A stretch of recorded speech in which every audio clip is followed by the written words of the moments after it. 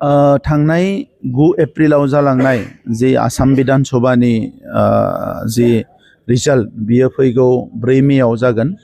आरो 9 एप्रिलाव बड'लेण्डनि आसामनि आरो गासै मोनबा रायजोनि रायजो राजाफ्रा भट होखांबाय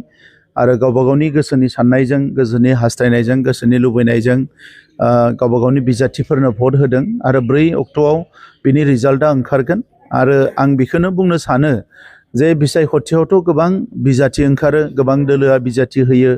आरो बिसोरो इलेक्शन गेलेयो दा बेवहाय थांखिया जुदि सासे एमएलए जानाय बा सासे मन्थ्रिल' जानाय अब्ला हारिनि ओनसोलनि रायजोनि जेबो लाब जानाय नङा बा हादोरनि जेबो लाब जानाय नङा सासे बिजाथि जाग्रा सुबुङा बियो एसेम्ब्लियावनो जा बियो पार्लियामेन्टआवनो जा बा जेरावनो जा काउन्सिलावनो जा बेहा मोनसे मिशन थानांगोन गिदिर मोनसे मिशन थानांगोन बिथांखि थानांगोन हारि जौगानायनि ओनसोल जौगानायनि समाज जौगानायनि आरो हादोर जौगानायाव बोरैहाय कन्ट्रिबिउसन होनो हायो पलिसि मेटाराव बेनि थाखाय बेहा माखासे बिथांखि थानांगोन अब्लासो ओनसोला जौगानो हागोन नङाबा बिसायख'थि जागोन फैसा खरस जागोन एनार्जि लस जागोन किन्तु जेरैबायदि फिथाइ बेखौ मोननाय नङा दा नंखायनो UPPL हान्जानिफ्राय जोंहा गिदिरथार मोनसे मिशन दङ ओनसोलखौ लानानै हारिखौ लानानै हादोरखौ लानानै आरो बे हिसाबैनो जों बिसायख'थि गेलेदों आरो बे बिसायख'थियाव देरहालांनायनि उनाव जोंनि साफ्रोमबो MLA आरो जोंनि जायफोर दैदेनगिरि MP जों जयैनो बर' माहारिनि आद्रा थानाय जि जेंनाफोरखौ सुस्रांनाय बड'लेण्ड ओनसोलाव रायजो जानाय गासै 26 हारि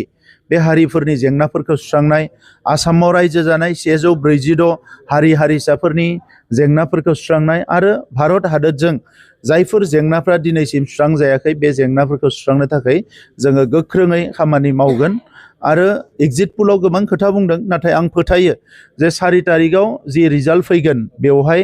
UPPL हान्जायानो एबार आसामाव रिजनेल हान्जाफोरनि गेजेराव 1 नाम्बाराव थागोन आरो जोङो साननाय बायदि जोंनि एजेन्डाखौ जों आवगायलांनो हागोन बेखौ आङो फोथायो तामुलपुरनि रिजाल्टखौ एग्जिट पलासो होगासिनो दङ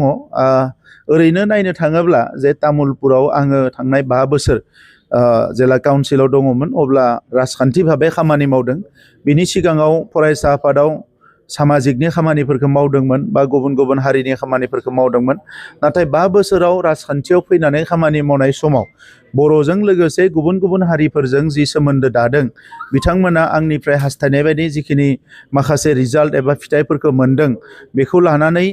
बिथांमोना गोजोननाय दङ